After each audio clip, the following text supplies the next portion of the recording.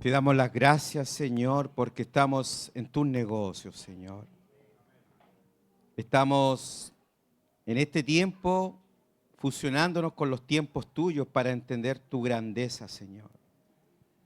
Te rogamos, Espíritu Santo, que en cada uno de nosotros sea esta tarde maestro, sea nuestro apóstol, Señor. Sea un profeta para nuestra vida, Señor. Sea nuestro pastor. De acuerdo a cada necesidad, Señor, usted muévase como siempre lo hace. Dé como siempre da. Bendiga como siempre ha bendecido, Señor. Te alabamos, te honramos, te glorificamos y te agradecemos, Señor, por la vida de mi hermano Rubén, por la vida de mi hermano Miguel, por la vida del pastor Mauricio, de todos los pastores que están en este lugar, por la vida de todos mis hermanos, Señor, porque te ha placido reunirnos para escuchar tu palabra que tienes para nosotros, Señor. Amén. Pastor Manuel, a mí me dicen, todo el mundo me dice Mauricio, que yo me llamo Manuel Mauricio, ¿ya? Manuel para la gente que no me conoce, Mauricio para los amigos, así que Mauricio, amén. Bueno, ya con esta que dije de Antofagasta se parece a Copiapó, me van a decir Manuel, así de lejito. Mauricio no. El pastor Rubén, antes que subiera, me dijo que hiciera una aclaración. En el libro, la frase cruz credo, ¿cierto? Es una frase en Brasil que se usa como Ave María Purísima, como usa la gente católica, ¿cierto? Como una expresión de santiguarse, de persinarse. Eso es lo que usan los brasileños. Pero él lo pone como el horror de la iglesia de que cómo nosotros interpretamos la cruz. Fabián Liendo dice algo, el pastor Fabián Liendo de Argentina dice, si usted escarba a un evangélico, debajito se va a encontrar con un católico. Y créanme que tiene mucha razón, porque nosotros hemos heredado muchas cosas, como leyó el texto nuestro pastor Rubén, de nuestros padres. Y tenemos muchas cosas que nos han sido impuestas y clavadas en nuestra mente, y nosotros no nos damos cuenta de que muchas veces somos muy religiosos, pero muy religiosos, y no nos damos cuenta, ¿ya? Entonces, vamos a tratar de darnos cuenta y de demostrar lo religioso que somos y lo que nosotros tenemos que realmente estar mirando. Y es horroroso, por eso él pone la frase cruz credo, es horroroso que la iglesia siempre piense y le dé las gracias al Señor porque Cristo murió por nosotros. ¿Cuántos creen que Cristo murió por nosotros? Levante la mano el que cree que Cristo murió por nosotros. Miren, nosotros como seres religiosos siempre vamos a buscar cosas que hacer para agradar a Dios, ¿cierto? Adán, después que peca, para tratar de agradar a Dios y no mostrarle su vergüenza y su humillación, dice que cosieron hojas y se taparon, ¿cierto? El primer acto religioso de la historia es ese. Y nosotros siempre, absolutamente siempre estamos tratando de hacer cosas para Dios. Miren, podría ser que hay hermanos que digan, Señor, yo voy a dar mi diezmo o voy a dar mi ofrenda para que cuides mi trabajo. Si usted hace eso, usted está haciendo un acto religioso.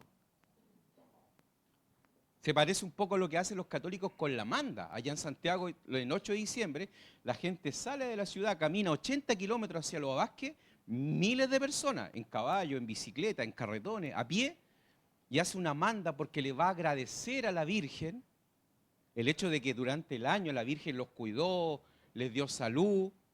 Entonces, si nosotros actuamos así delante de Dios, estamos siendo muy religiosos. Porque lo que Dios espera es que nosotros demos con alegría, con amor, por lo que Él nos da, por lo que Él nos ha entregado. No para que Dios cuide nuestro trabajo. Cuando usted va a la revisión técnica, siempre digo esto, y usted está llorando, Señor, que pase el auto, que pase el auto. Usted está poniendo a Dios como un mecánico. Cuando usted va al banco y anda mirando para todos lados y está preocupado de que no lo asalten, usted ha contratado a Dios como su guardián personal. Y Dios es mucho más grande que eso, hermano. Dios no está para esas cosas. Esas son añadiduras. Dios está para que lo conozcamos. Y en la medida que lo conocemos, nos enamoramos de Él. nos encantamos de Él, nos maravillamos de Él. Esa es la relación cristiana y eso no es religión, eso es comprensión, eso es revelación, eso es comunión. Usted se puede enamorar de alguien escribiéndose cartas, por supuesto que sí, pero al otro lado la persona le puede estar mintiendo de manera despiadada. Y usted cuando se encuentre con esa persona puede ser que se decepcione. Pero nosotros cuando nos hemos encontrado con nuestro Señor, no tenemos que tener temor de decepcionarnos. Tenemos que maravillarnos y relacionarnos con este Dios para amarlo cada día más. El amor no es una emoción. El amor no es un sentimiento. El pastor Rubén ya habló un poco de cómo es el amor de Dios, que no se parece en nada a nosotros. Nuestro amor de padre, yo jamás daría a mi hijo para que muera por un delincuente. Jamás. Para que muera por un narcotraficante. Jamás. Porque mi amor no se compara con el amor de Dios. Pero Él sí lo hizo. Y el Señor lo enseña en la parábola del hijo pródigo, ¿cierto? Que mal llamada la parábola del hijo pródigo, porque en realidad debería ser la parábola del amor del padre. Y el padre, conociendo y sabiendo todas las cosas y sabiendo lo que él era, lo dejó al hijo irse. Reviéntate, hazte pebre. ¿Nosotros dejaríamos a nuestros hijos que se revienten y se hagan pebre? Por ninguna manera. Porque nuestra naturaleza es humana y la de él es una naturaleza divina que entiende todas las cosas. Y él quiere revelar su amor de esa manera, pero nosotros no lo entendemos porque nos limita la religión. La religiosidad. Vamos a leer Juan 12, 32, 33. Que el Señor pueda abrir nuestra mente, hermano, nuestro corazón, para poder entender un poco más su palabra, como decía el pastor Mauricio, un poquito más cada día, Señor. El amor no es una emoción. El amor es una persona y se llama Jesús.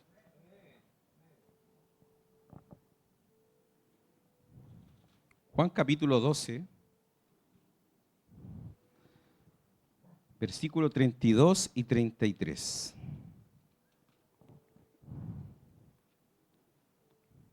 Para los judíos, la cruz era tropezadero, porque ellos eran muy religiosos. Y la cruz termina con la religión. Para el mundo es una locura lo que explicó el pastor Rubén. ¿Cómo un Dios que dice que es bueno va a entregar a su hijo? Está loco ese Dios. Está loco. Y es verdad, está loco de amor por ti y por mí. O sea, si nosotros analizamos la historia de Dios, es una locura de amor. Con amor eterno te he amado, dijo un profeta por ahí. Cuando el Señor creó a Adán, ¿cierto? Y empezó a hacerlo de la arcilla, del barro, dice que sopló, y muchos teólogos dicen que ese soplo fue un beso que le dio, porque lo amó. Fue un beso, fue una inspiración, un beso de amor al hombre. ¿Cómo te amo? Para que sucediera todas las cosas que el pastor Rubén explicó. ¿Cómo amo yo a este ser? Dios le ama, hermano. Pero yo le quiero aclarar algo a usted. Dios a usted, y me voy a contradecir, pero Dios a usted no le ama, porque no le puede amar. En Génesis, cuando el Señor, el Padre, le dice a Adán, si comes de ese fruto, ciertamente murió Adán cuando comió el fruto. Yo creo que era un durazno, ¿eh? Me gusta la forma del durazno, amarillito con rojo, bonito. ¿Murió Adán cuando comió el fruto? Entonces, ¿a qué se refería Dios cuando le dice, si comes de ese fruto, ciertamente morirás? ¿A qué se refería? Se refería a muchas cosas. Iba a morir en delito y pecado, en sus mentiras, en dolor. Imagínense que después dos de sus hijos, uno mató al otro. Qué terrible, hermano, que tu hijo mate a su hermano, Caín y Abel, ¿cierto? Terrible.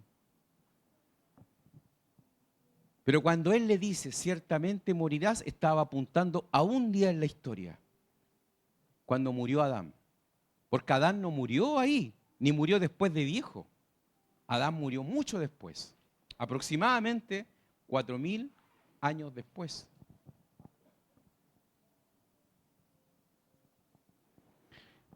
Juan 12, 32, 33 dice: respondió Jesús y dijo, no, estoy mal. Perdón, y si fuere, ¿dónde estoy? Perdón, estoy leyendo arriba.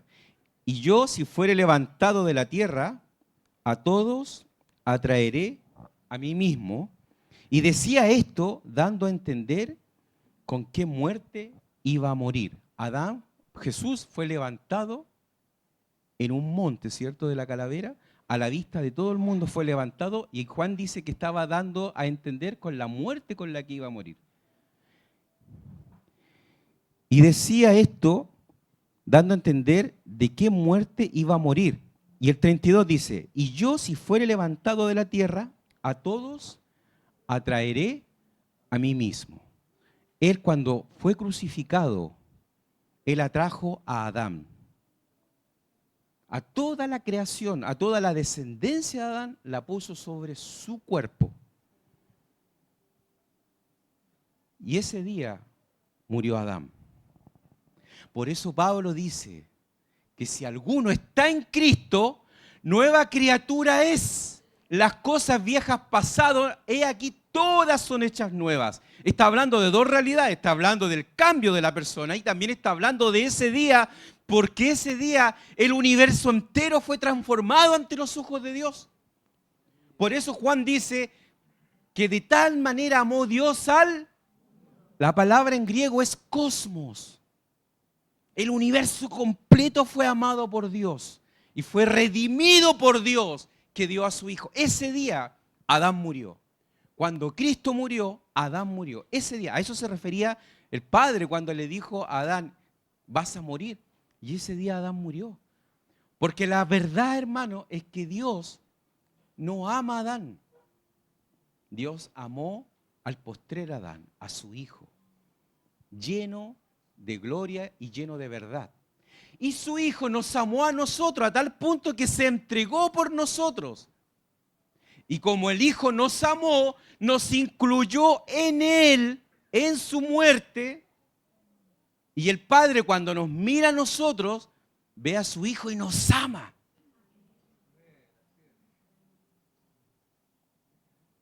Esa es la secuencia correcta.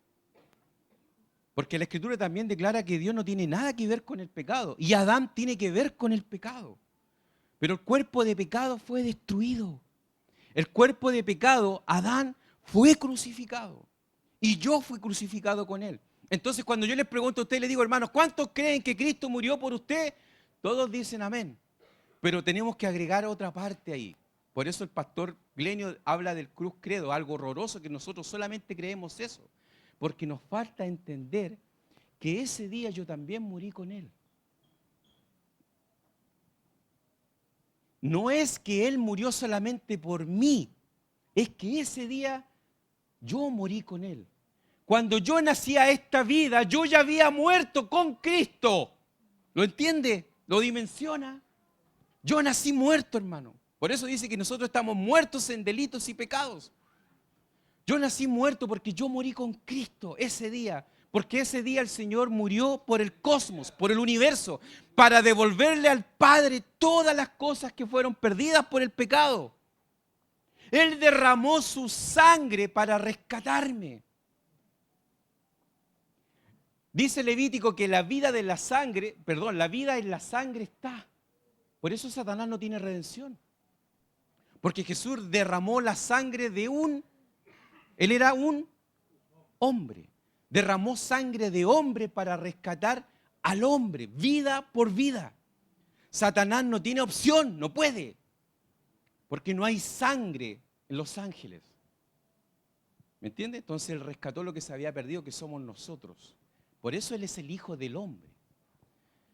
Y acá lo está declarando, dice, y si fuere levantado de la tierra, a todos atraerá ahí mismo. Dice a algunos, a los católicos, a los evangélicos, a los cristianos de la iglesia Rema, a todos. Y es necesario que nosotros entendamos esto, hermano. Yo sé que a nosotros, nuestro hombre religioso, no nos gusta ver estas cosas. Pero si la Escritura dice a todos, es a todos.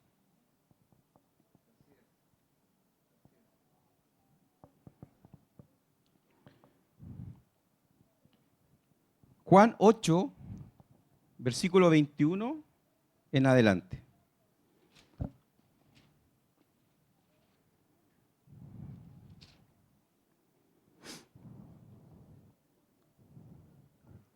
Otra vez dijo Jesús, yo me voy y me buscaréis, pero en vuestro pecado moriréis, a donde yo voy, vosotros no podéis venir. En vuestro pecado moriréis, donde yo voy, vosotros no podéis venir.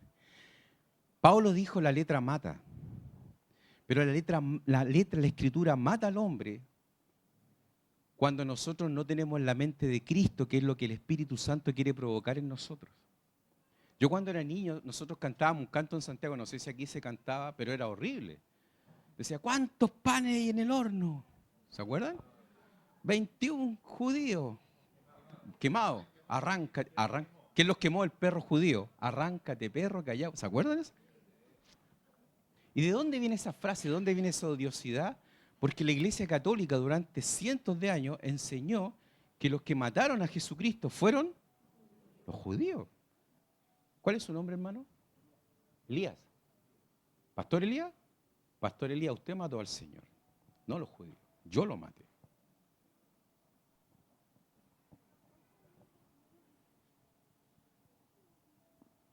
Entonces los judíos pagaron en los platos rotos.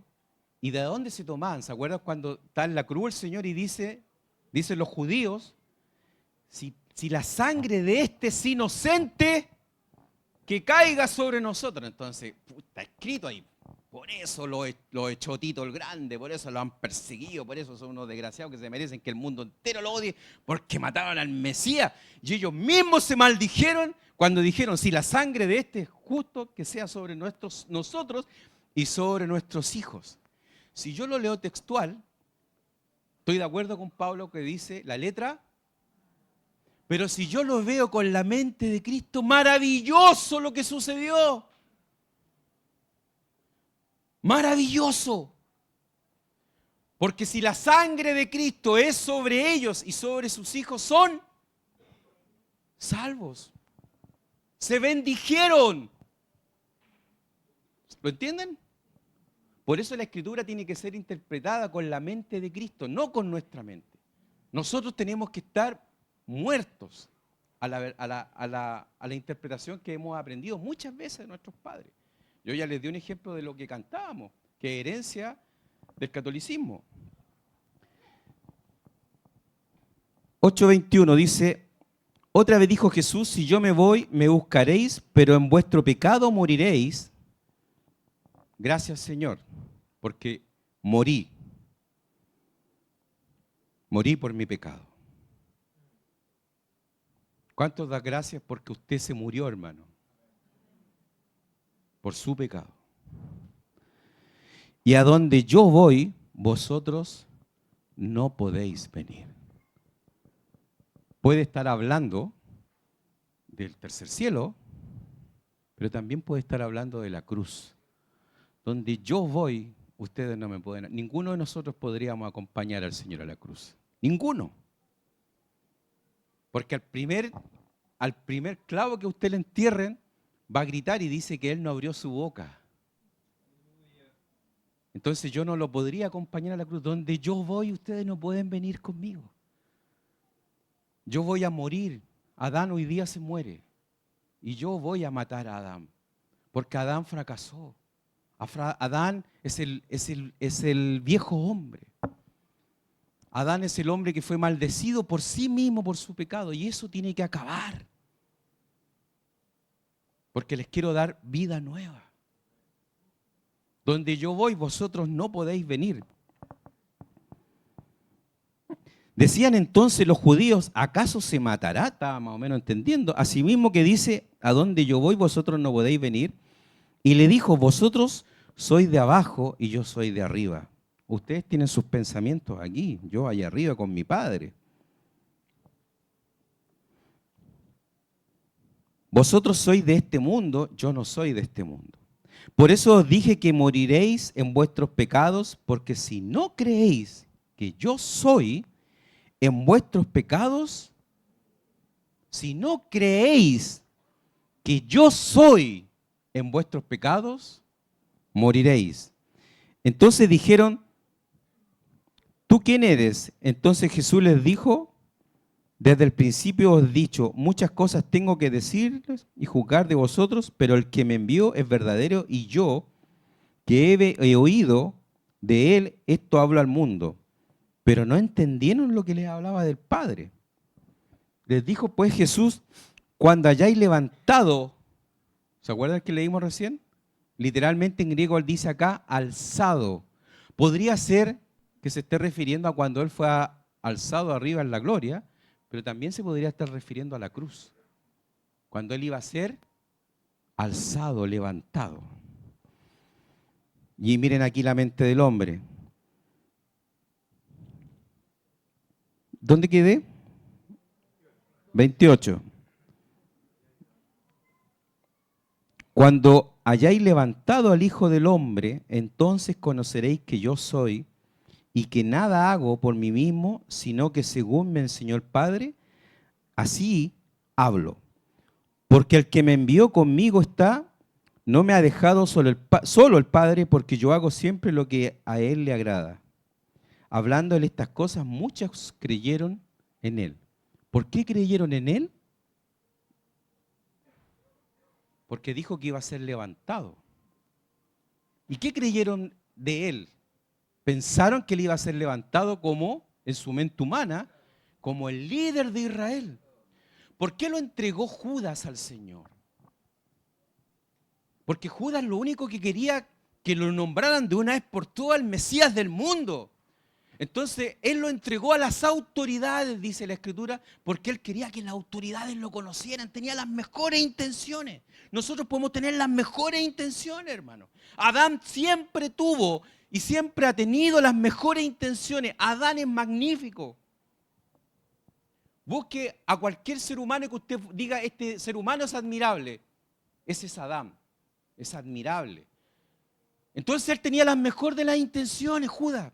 Dijo, mira, él pensaba, lo voy a presentar a las autoridades lo van a conocer a Cristo y van a quedar locos. Van a quedar locos cuando lo conozcan, cuando lo escuchen hablar, cuando vean los milagros que hace. Cuando lo conozcan van a quedar locos y lo van a tomar y decir, tú tienes que ser nuestro rey, tú tienes que libertarnos del yugo romano. Esa era la intención. Por eso acá dice que algunos creyeron en él porque él habló de que iba a ser levantado, pero no estaba hablando de eso. Estaba hablando de que iba a ser alzado en la cruz. Por eso para los judíos tropezadero. Porque es una locura, porque la Escritura decía que era maldito el que era colgado en un madero. ¿Lo entienden? ¿Y por qué tropezadero, hermano? Porque para nosotros también la cruz es tropezadero. Porque nosotros no hemos entendido muchas cosas. La primera, que es la cruz, Cristo murió por mí, pero yo también morí con Él. Yo morí con Él. Y si Mauricio está muerto, ¿qué va a hacer Mauricio crucificado? Yo siempre me he preguntado, hermano, y yo digo, ¿por qué el Señor murió en una cruz? Podrían haberlo matado a palos. Podrían haberlo acuchillado. Lo podrían haber lapidado. En tiempos modernos lo podrían haber puesto en la silla. La peor muerte hoy día es con estas inyecciones, ¿cierto? La eutanasia. Lo podrían haber electrocutado. Pero ¿por qué la cruz? ¿Por qué elige la cruz el Señor? ¿Se ha preguntado por qué la cruz? ¿Se ha preguntado por qué la cruz? Y ahí está la revelación del Señor en la Escritura. Tenía que ser puesto en un madero. Porque en la madera Dios vio salvación. ¿Dónde fueron puestos los animales en el arca? En un arca, ¿cierto? ¿De qué lo que era el arca? De madera. ¿Dónde se puso la sangre cuando fueron sacados los judíos de Egipto? Sobre el dintel, que era de madera. ¿Dónde se enredó el carnero que vino a suplir la supuesta muerte que iba a tener Isaac? ¿Dónde se enredó? En un arbusto. ¿De qué es el arbusto? La madera es salvación. Dios ya tenía puesta su mirada en la cruz. Por eso la cruz es eterna. La madera representa una vida longeva, una vida capaz de cargar. Y lo maravilloso del madero, hermano, estoy hablando de cosas espirituales. ¿Dónde se le apareció el Señor a Moisés? En una zarza. ¿De qué es la zarza? ¿Y qué pasó con la zarza? Dice que ardía, y él se sorprendió de qué, que no se consumía. La cruz no se consume. Hasta el día de hoy la cruz está para salvarnos, para redimirnos. Su sangre está viva, hermano. Gloria al Señor. Por eso Pablo va a expresar, dice, de modo que siendo aún pecadores, Cristo murió por nosotros. Ese aún es todavía. ¿O usted no peca, hermano? Cada día le fallamos. Cada día pecamos. Pero la cruz está ahí para redimirnos. Cada día. La cruz es el sustento. Ahí estaba el avivamiento, hermano. El avivamiento no está en orar más. El avivamiento no está en leer más la Biblia. El avivamiento no está en predicar más. El avivamiento no está en todas esas cosas. ¿Sabe dónde está el avivamiento? El avivamiento está en la cruz. Porque ahí está expresado todo el amor de Dios. Es un madero que no se consume. Dice la Escritura que Dios es fuego consumidor. Dios debería consumirnos, pero no se puede consumir el madero de la cruz. Aunque venga toda la ira de Dios, es una madera que no se consume como la zarza de Moisés.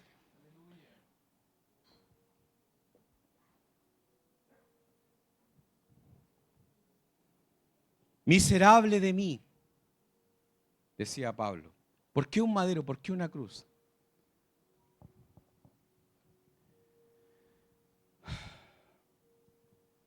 Dice que le pusieron una corona de espinas. Martirizaron su cabeza. Simboliza que Él murió por mis pensamientos que son sucios.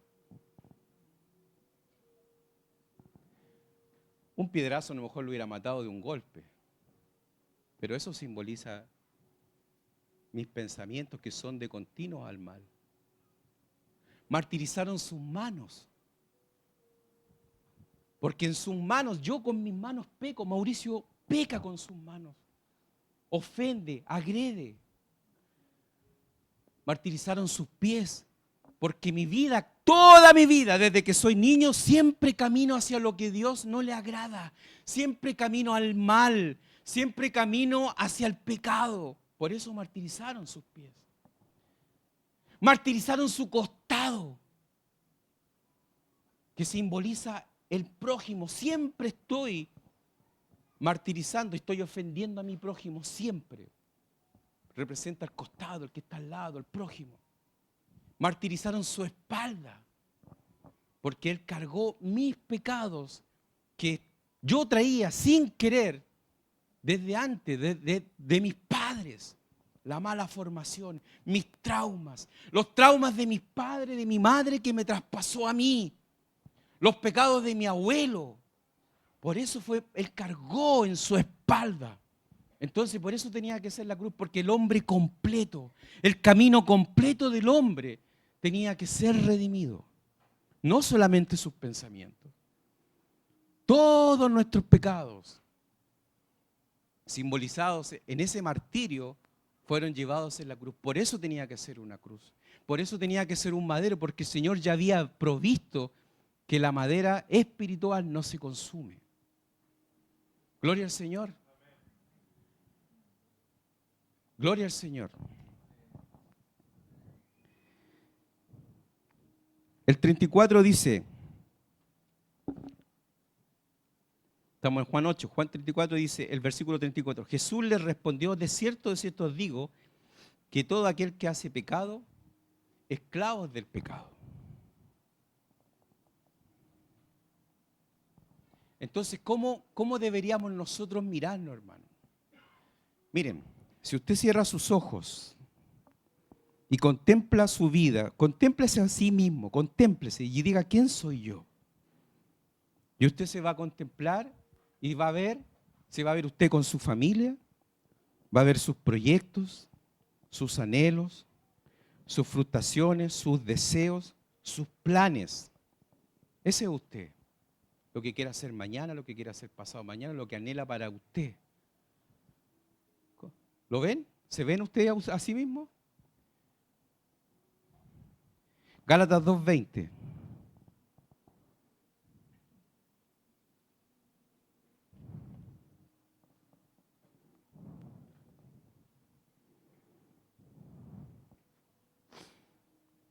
Con Cristo estoy juntamente crucificado y ya no vivo yo, mas vive Cristo en mí. Cuando usted cerró sus ojos y usted se miró a su vida, a sí mismo y miró su vida, ¿usted se vio crucificado con el Señor?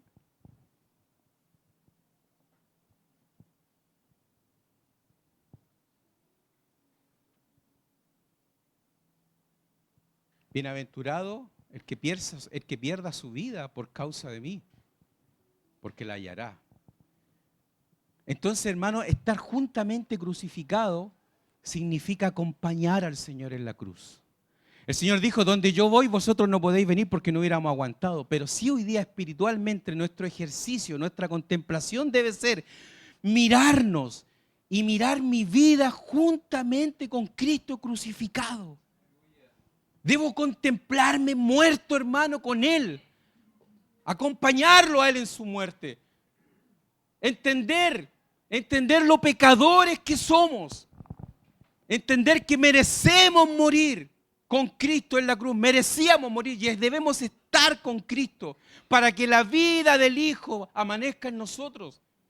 Porque si lo único que contemplamos en nosotros mismos son nuestros planes para mañana. Me quiero casar, quiero que me amen, quiero cambiar la camioneta, quiero agrandar la casa, quiero que a mi hijo le vaya bien, quiero que mi hijo sea el mejor del curso, quiero llevarme bien con mi suegra.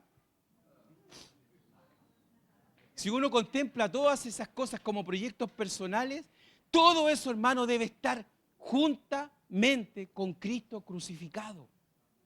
Para que Mauricio se quede ahí crucificado.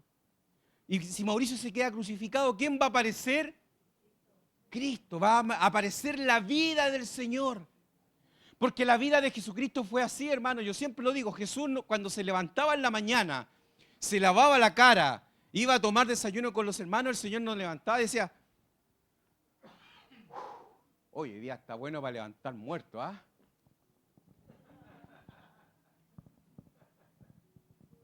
Él se levantaba y él decía, Padre, ¿qué vamos a hacer hoy? Usted se levanta y se ve crucificado juntamente con Cristo porque usted murió, hermano, porque usted está muerto. Y usted dice, Señor, que tu vida opere en mí y que Mauricio se quede muerto, clavado contigo en la cruz y que opere tu vida, que se haga tu voluntad. Yo voy a ir a trabajar, Señor, pero quiero que hoy día tú obres a través de mí. Yo voy a ir a hacer mis cosas, Señor, pero yo quiero que tú vivas, que tú cada día vivas a través de mí. Y que Mauricio se quede muerto. Por eso Pablo dice, con Cristo estoy juntamente crucificado y ya no vivo yo, más vive Cristo en mí. Y lo que ahora vivo en la carne, o sea, en el trabajo, con los hijos, haciendo el aseo a la hermana en la casa, trabajando, cocinando, arreglando el vehículo, acompañando a los hijos al colegio, estudiando. Lo que yo ahora vivo en la carne, lo vivo en la fe del Hijo de Dios, el cual me amó y se entregó a sí mismo por mí. Miserable de mí, va a exclamar en otra parte Pablo, porque lo bueno que quiero hacer no lo hago. Miserable de mí cuando no se expresa la vida de Cristo en nosotros. Miserable de mí cuando veo una persona que necesita al Señor y yo no estoy para Él. Miserable de mí cuando en mi vida no se expresa Cristo, hermano. Estoy hablando de mí, no lo estoy retando a usted. Somos miserables. Tenemos que estar crucificados juntamente con Cristo. Él murió por nuestros pecados. Él murió nuestra muerte. Y nosotros no lo podíamos acompañar. Pero sí hoy día lo podemos acompañar en la vida, en el día a día. Y es muy interesante la pregunta que hizo el pastor Rubén, porque dice, ¿cuál de los tres de nuestro Dios, de la Trinidad, cuál de los dos ha tenido que aguantar más? El Padre aguantó que nosotros escupiéramos a su Hijo. El Hijo aguantó la cruz y el Espíritu Santo nos soporta, nos aguanta a nosotros. ¿Puede poner la foto de la serpiente, mi hermano?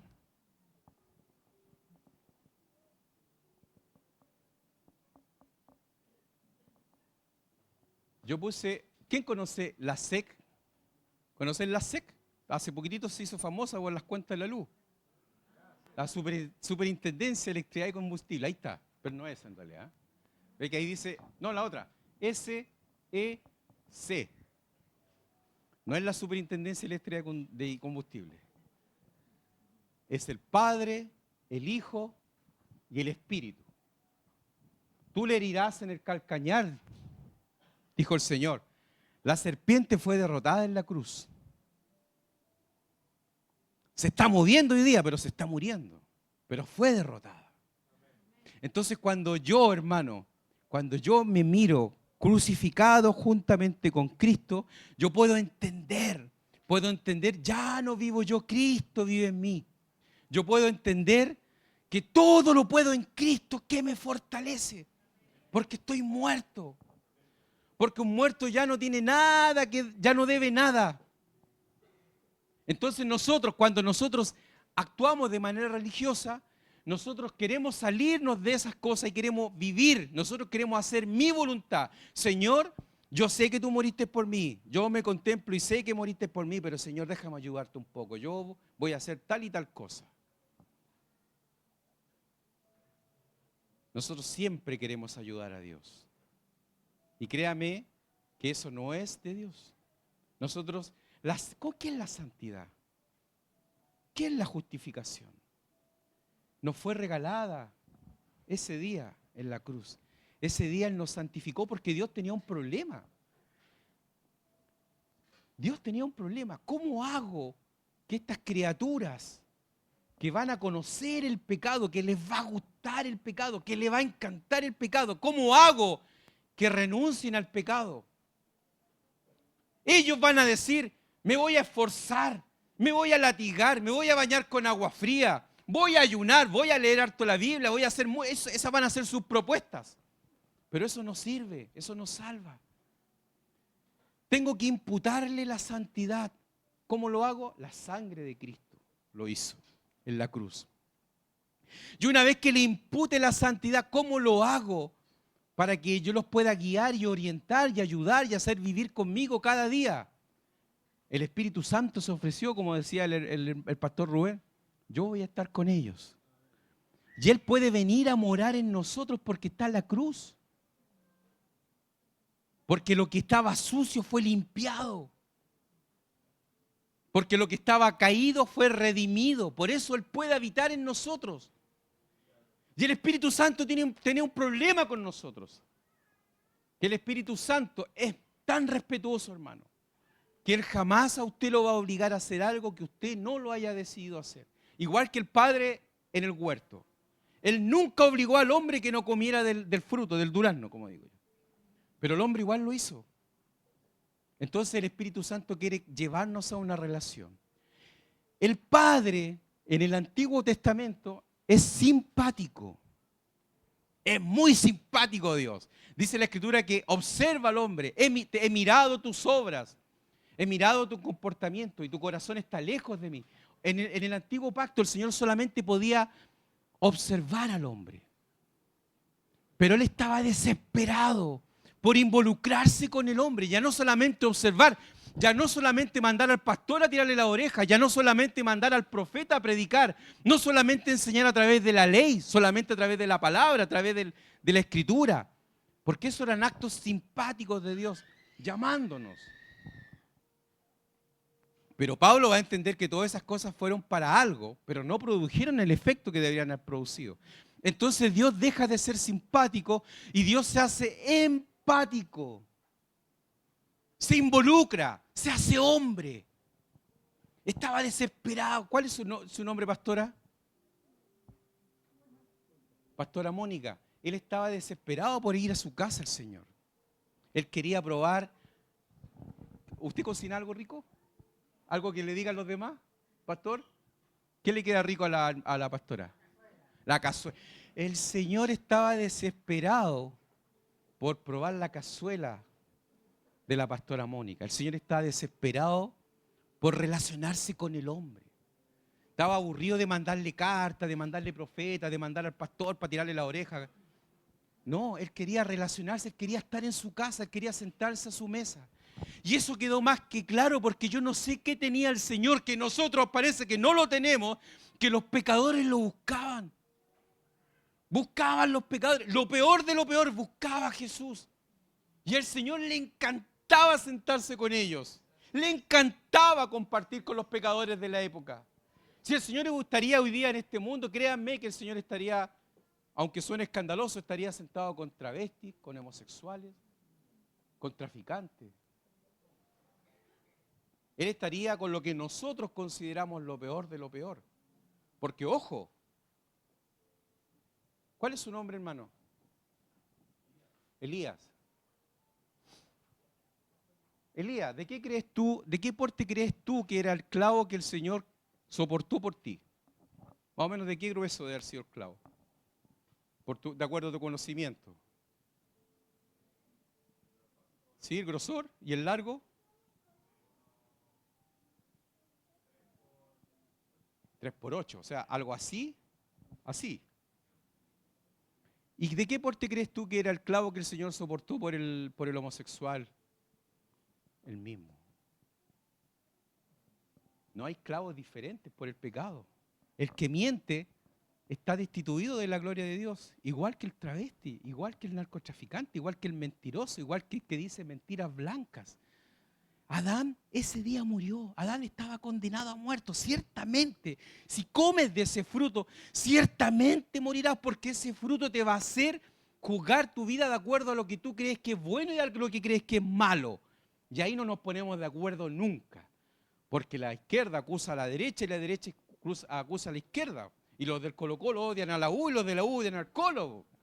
El ser humano jamás va a poder estar en paz, porque todos los días comemos del árbol de la ciencia del bien y del mal. El que tenemos que comer es el árbol de la vida. Entonces el Señor se vuelve empático, se disfraza de hombre, se mete entre nosotros. Nace en un pesebre, en un comedero de animales y se mete a este mundo, hermano. Yo creo que Jesús se maravillaba de mirar al hombre cuando trabajaba. Por eso nos amó tanto, hermano. Por eso nos amó tanto, por el gozo puesto delante de Él, dice la Escritura. ¿Cuál era su gozo? De que te iba a salvar, de que iba a cargarte en la cruz y que tú ibas a morir con Él. Yo acompañé al Señor en la cruz de manera inconsciente, yo no lo sabía, pero yo morí ese día con el Señor. Y si yo entiendo eso, yo debería entender, si yo lo creo, si yo estoy convencido que ese día morí, mi vida tiene sentido solamente si mi vida está en Cristo Jesús. Simpático de lejos, empático en Cristo, entre nosotros. Por eso fuimos puestos en Cristo. Simpático, empático. Y el Espíritu Santo usa una palabra más grande que significa sufrir juntos, que es la palabra compasión. Es distinta a la simpatía, a la empatía y a la compasión. El Espíritu Santo nos tiene compasión cada día. Cada día está en nosotros y sufre junto a mí. Por eso dice la Escritura que gime por nosotros con gemidos indecibles. Porque Él está en mí, ve mis errores, ve lo burro que soy, lo porfiado que soy. Él ve todas las tonteras que hago y me aguanta, y me aguanta, y me soporta, y quiere hablarme, y quiere guiarme, y quiere santificarme, y quiere hacerme entender de que yo debo estar muerto para dejar de fracasar, para dejar de equivocarme, para que aparezca la vida del Hijo en mí. Eso es lo que el Espíritu Santo quiere provocar. Y Él es compasivo. Él es compasivo. Él sufre junto a mí.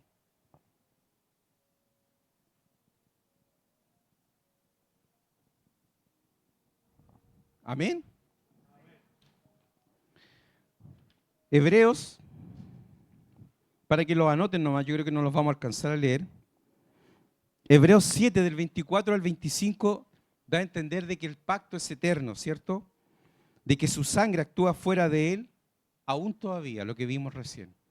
Hay un estudio que se hizo en la Ciudad de México, hay una publicación que se hizo en México de un estudio que se hizo en Israel.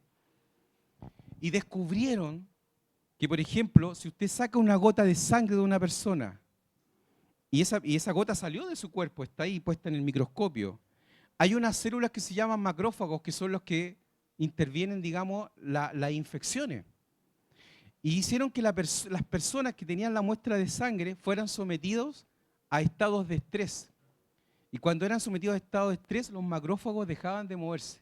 Y cuando las personas eran sometidas a situaciones de gozo, de alegría, de regocijo, el macrófago tomaba fuerza.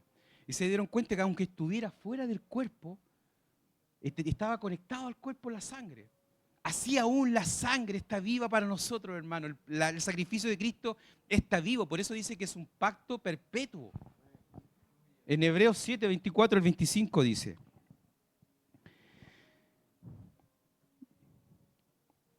el remedio, nosotros tenemos que sacarnos este pensamiento de la cabeza. Nosotros pensamos que para agradar a Dios tenemos que santificarnos. ¿Cuántos creen eso? Entonces, si yo creo que para agradar a Dios me tengo que santificar, dejo de contemplarme muerto.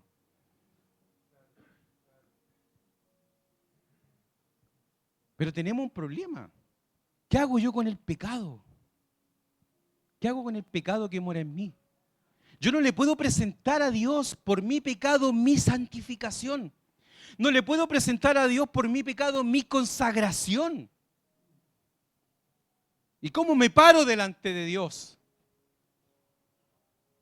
Nosotros nos tenemos que parar delante de Dios creyendo en su gracia.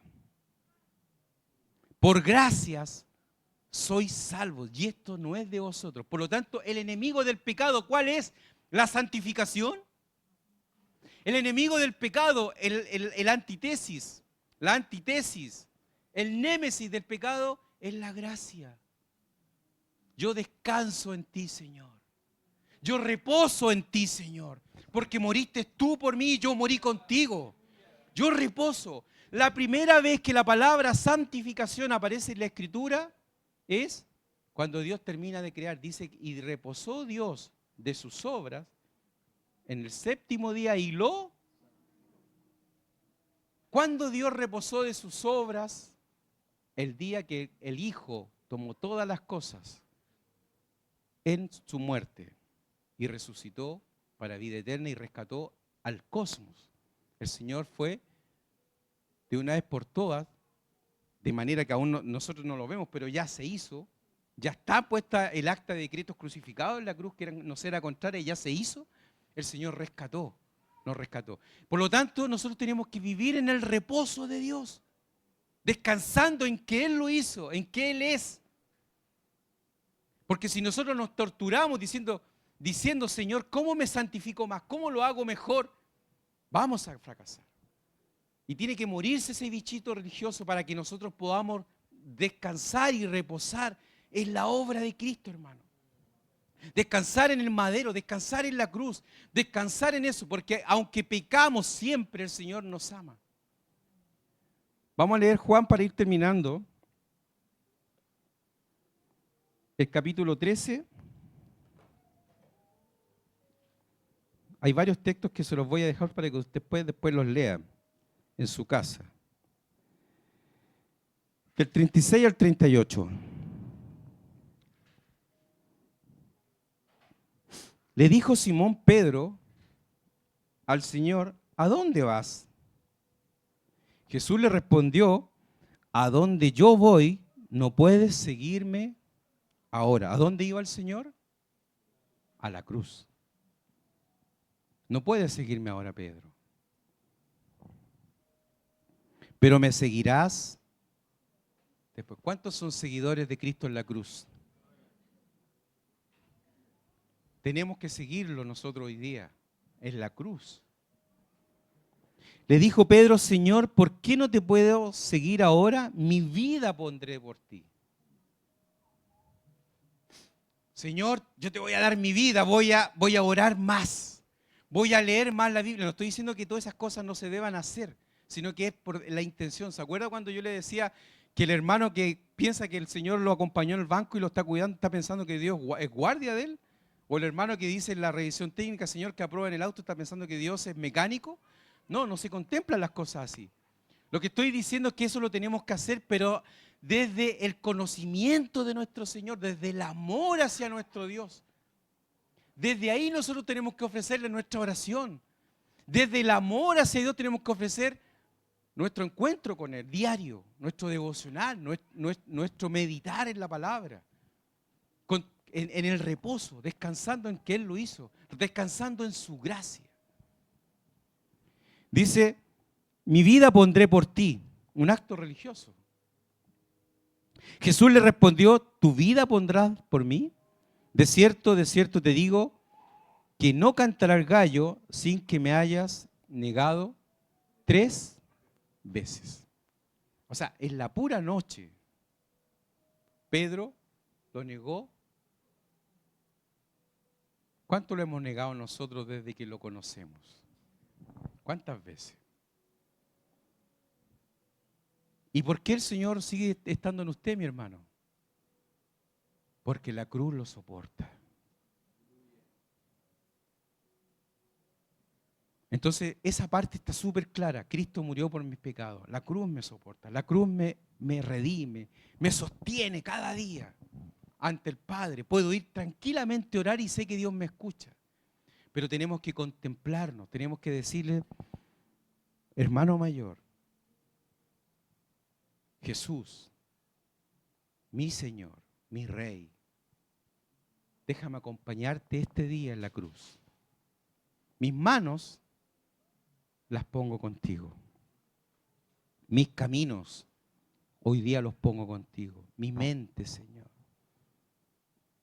la pongo contigo. Quiero estar contigo en la cruz. Déjame acompañarte, Señor, este día en la cruz. Yo no voy a sufrir el dolor que tú sufriste. Yo no voy a sufrir el tormento que tú sufriste, porque Él dijo que yo no podía acompañarlo, yo no puedo ir con Él a eso. Pero sí conscientemente, sí libremente quiero acompañarte cada día en la cruz, Señor. Y usted, cuando usted empieza a acompañar al Señor a la cruz, debería empezar a aparecer la resurrección, la vida del Hijo en usted debería aparecer. Debería aparecer la voluntad de Dios en usted. Debería el Señor hablarle a su corazón. Debería hablarle a su mente y orientarlo. Debería el Espíritu Santo comenzar usted a escuchar su voz. ¿Cuántos han estado enfermos acá? Todos, ¿cierto? Yo muchas veces me enfermaba del estómago y cuando uno está enfermo, hermano, uno no tiene ganas ni de hablar, menos de gritar. ¿Y por qué el Espíritu Santo nos habla? Pero ¿qué es lo que pasa? Que el Espíritu Santo no habla más fuerte que yo. Yo hablo más fuerte que el Espíritu Santo. Pero si yo estoy crucificado, voy a bajar mi voz y voy a escuchar la suya. Nosotros escuchamos día a día nuestra voz. Nosotros cerramos nuestros ojos y contemplamos el yo quiero, el yo puedo, el yo pienso, el yo veo, el yo siento, el yo quiero. Pero debemos cerrar nuestros ojos y debo decir, Mauricio, comparte la cruz con tu Señor. Baja tu voz, baja tus anhelos, baja tu religión. Baja el yo creo, el yo pienso, el yo veo, el yo siento, el yo deseo. que esté crucificado, para que aparezca la voz del Espíritu y me oriente. Esa debería ser nuestra vida espiritual, cuando nosotros nos vemos juntamente con Él crucificado. Y empiezan a pasar cosas extraordinarias. Yo una vez le prediqué en la universidad a un joven, le dije, joven, y el Señor me dice, me habla y me dice, dile esto. Y yo le dije, tú estás enojado. Le dije, ¿por qué estás enojado con Dios? ¿Porque te quitó tu padre? Miren. Y se da vuelta el cabro y me dice, ¿cómo sabes que mi papá murió hace una semana? Le estaba predicando a una chica en la universidad y ella hablaba y hablaba y hablaba y el Señor me dice, dile que yo sé que es lesbiana. En esa época cuando se ocultaba. Yo dije, Señor, ¿cómo voy a decir eso? Si capaz que me pegue, ¿cómo? Dile. Y yo le dije, tú eres lesbiana, por eso lloras y sufres. Y me quedo mirando así y abrió unos ojos. ¿Y cómo sabes? ¿Quién te contó? Entonces, en esa época, Mauricio Núñez no tenía tantos problemas como lo que empezó a tener después que se casó. Porque después empezaron los hijos, pagar la hipoteca. En esa era un joven que se levantaba y quedaba desocupado. Pero hoy día también se puede vivir, mis hermanos. Tenemos que aprender del Maestro. Les voy a dejar los textos para que después los vean. Marcos 3:14, Lucas 22:15 hablan de que el Señor anhelaba estar con nosotros.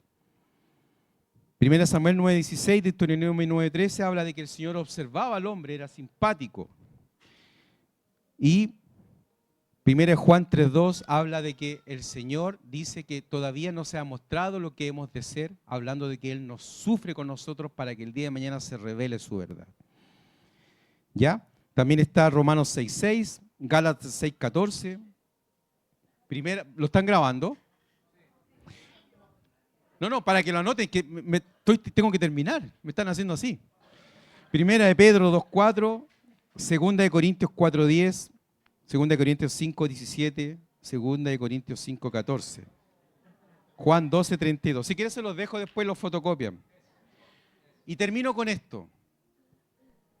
La Escritura es una palabra viva y eficaz, pero lo que nos tiene que revelar siempre es al Hijo y contemplar la vida del Hijo.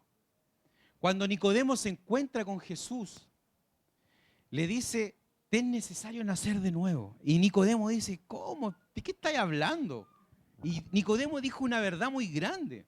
Dijo, ¿cómo el hombre va a entrar en el vientre de su madre para nacer de nuevo? Y miren, simpático, una madre con su hijo en los brazos. Empático, el bebé en el vientre de la madre.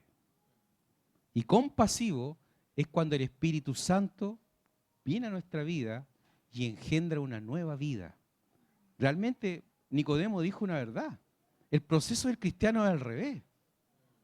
Somos recogidos, abrazados por Dios. Somos puestos en Cristo como un bebé puesto en el vientre de una mujer y somos concebidos cuando el Espíritu Santo viene a nuestro espíritu a una nueva vida. Por eso Juan dice que no sabemos lo que hemos de ser, que no tenemos idea lo que vamos a hacer en la eternidad con el Señor. Yo siempre le digo al pastor Rubén y los hermanos, digo, lo único que yo sé, que en la eternidad, cuando uno se ha enamorado del Señor, yo voy a contemplar al Señor de lejos y voy a mirar sus manos. Y voy a estar eternamente agradecido, hermano. Y no solamente porque lo hizo por mí. También debo estar agradecido porque lo hizo por mis hermanos. Lo hizo por todos los hombres. Porque si yo pienso que lo hizo solamente por mí, estoy siendo un egoísta más nomás. Pero me debo de gozar porque lo hizo por mis hermanos. Porque lo hizo por el que tengo al lado, porque lo hizo por mi vecino, porque lo hizo por el que me busca el odio, por el que me trata mal, por el que me ha perseguido, por el que me ha estafado, por el que me debe, por el que me ha decepcionado, también lo hizo. Lo hizo por el que trató mal a mi hijo, lo hizo por el que trató mal a mi esposa, Lo hizo por mi padre, que a lo mejor no fue un buen padre. Lo hizo por mi madre, porque a lo mejor me puso trancas en la vida. Lo hizo por todo. Y yo debo agradecer y gozarme por sus manos horadadas. Tenemos que entender de esa manera el Evangelio, hermano, para que dejemos de mirar egoístamente nuestra vida, nuestra posición y darnos a entender lo que es realmente la iglesia. Y de esa manera nosotros vamos a poder vivir lo que Jesús vivió. ¿Qué tenía Jesús? ¿Qué tenía Jesús que donde llegaba se llenaba de pecadores? ¿Qué tiene la iglesia, hermano, que no se llena de pecadores? Se llena de gente que por supuesto es pecadora, pero aparenta ser buenas personas. Y a lo mejor lo son. Pero Cristo los quiere a todos. Él murió con los brazos abiertos porque los quiere a todos. Iglesia, Él los quiere a todos aquí adentro. Él los quiere a todos compartiendo por las casas. Él los quiere a todos compartiendo con el vecino. Pero para eso nosotros tenemos que contemplarnos juntamente con Cristo crucificado. De modo que si alguno está en Cristo, nueva criatura es. Las cosas viejas pasaron, he aquí todas son hechas nuevas. ¿Cuándo fueron hechas nuevas? Esa mañana, con Cristo Jesús. Yo morí con Él. Él murió por mí. Y ese día Mauricio murió. ¿Para qué? Porque yo tenía que morir por mi pecado, para que yo tenga la posibilidad de nacer a una vida nueva. Me hubiera gustado explicar mucho más esto, hermano, pero le voy a dejar esto acá al pastor para que le saquen fotocopia. En todo caso, son textos que todos conocen, ¿ya? Que el Señor los bendiga, hermano. Que el Señor permita, a través de la palabra que viene y a través de la reflexión, que nosotros podamos masticar esto. ¿Qué somos nosotros? Somos ovejas de su redil. ¿Y qué hacen las ovejas? ¿Ah? Hacen otra cuestión súper importante las ovejas, hermano. Las ovejas hacen lo mismo que las vacas. Rumean. Entonces que esta palabra usted mastique, la Señor, quiero sacarla hasta el último, rumee. Nosotros somos ovejas. Tenemos que rumear la palabra. Usted cada vez que venga al culto, usted se tiene que ir y rumear la palabra en la semana, una y otra vez, para que el Señor produzca su vida. Que el Señor los bendiga, mis hermanos. Bendiciones.